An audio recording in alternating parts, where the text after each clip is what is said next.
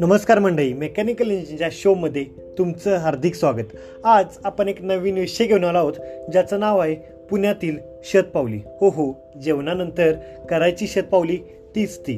तर चला सुरू करूया आपल्या शतपावलीला.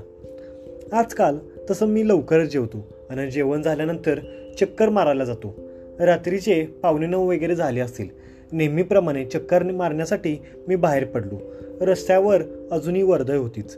कोणाला घरी जाण्याची गडबड होती, तर कोणाला सामान वेळेवर पोहोचण्याची घाई. त्यामुळे कोण कुठे नेतो आणि कोठे जातो याचा काही थांगपत्ताच लागत नव्हता. कोण तर अगदी विरुद्ध दिशेनेच गाडी चालवत होते आणि मध्ये आले तर त्यांचीच दादागिरी. काही खांब नसेल तर रस्त्यावर उडणारी धांदल पाहण्यात टाइमपास चांगलाच होईल असे मनोमनी वाटले. नेहमीप्रमाणे जनाची सोडा मनाची इलाज नसणारे काही नग अगदी स्वतःच्या पूर्वजांचा रस्ता असल्यासारखे सिगारेटचा धूर तोंडून आणि नाकातून सर्वत्र सोडत होते. कोपऱ्यावरील चहाच्या टपरीवर अजूनही गर्दी होतीच. बहुतेक तो चहावाला त्या चहा पिणाऱ्या सॉफ्टवेअर इंजिनियरपेक्षाही पैसा जास्त कमवत असेल. म्हणूनच की काय, काही चहावाले आज अतिउच्च पदावर आहेत.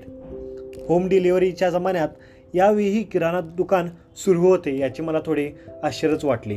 कारण मोबाईलवर बटन दाबले की 10 मिनिटाच्या आत घरात असे आयते मिळण्याची सवय झाल्यामुळे कोण फिरकत तरी असेल का इथे? कशाला जिने उतरून चालायचे तिथे? असंही चालण्यासाठी जिम तर आहेच. थोडे अंतर पुढे गेलो आणि एक लहान मुलगा रडताना दिसला.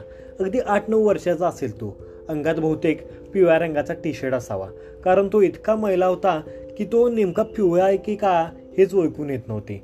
पायात चप्पली नव्हते अन चेहऱ्यावरील बसलेल्या त्या धुळीवरून अश्रू रेंगाळत होते. अगदी त्याच्या लहान मुखातून अडकत आणि हुंदके घेत काही शब्द बाहेर पडत होते. पप्पा उठा ना, चला की, असे काहीतरी. माझे लक्ष त्याच्या थोडे बाजूला असलेल्या कडे गेले आणि पाहतो तर काय, एक स्त्री अगदी लंकेची पार्वती शोभेल अशी. अगदी तिची त्या लहान मुलासारखीच अवस्था झाली होती. ती मैलेली साडी, अनवाणी अन चेहरा तर अगदी कायवणलेला. बहुतेक त्या मुलाची आई असावी. साधारणतः चेहरापट्टी सारखीच होती. ती सुद्धा कोणाला तरी हाक मारत होती. हाक मारता मारता अश्रूंना वाट मोकळी करून देत होती. तिच्या त्या मनाच्या कोणत्या तरी कोपऱ्यातून निघणाऱ्या हाका बहुतेक त्याला ऐकू येत नसतील. तो अगदी निवांत निद्रासुख अनुभवत होता. शेजारीच दारूची बाटली होती. बहुतेक दारूच्या नादात संसारच विसरला की काय. दारू अनेक जणांचे संसार आयुष्य उद्ध्वस्त करणारा पदार्थ. तो लहान 8-10 वर्षाचा मुलगा घरी आई बाबांसोबत काहीतरी मनोरंजन करण्यात वेळ घालवण्याचे त्याचे वय, पण इथे तो स्वतःच्या बेवड्या बापाला उठवत होता. हेच वय जेव्हा त्याच्या मनाला, व्यक्तिमत्वाला आकार देता येतो. पण बाप दारुडा आणि आई मानसिकरित्या कचलेली. ती तरी काय करणार बिचारी. संसाराची स्वप्ने पाहून आलेली ती अगदी सावित्रीसारखी त्या तिच्या नवऱ्याबरोबर आहे. जरी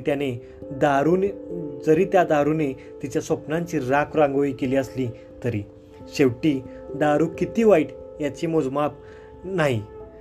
पण एक नक्की, कोणतीही गोष्ट मर्यादेपलीकडे गेली तर वाईटच. म्हणून म्हणतात, ऊस गोड लागला म्हणून मुळासकट खाऊ नये. तर मंडळी, कसा वाटला शो? आवडल्यास नक्की लाईक करा, तसेच तुमच्या मित्रमंडळींसोबतही शेअर करा. धन्यवाद.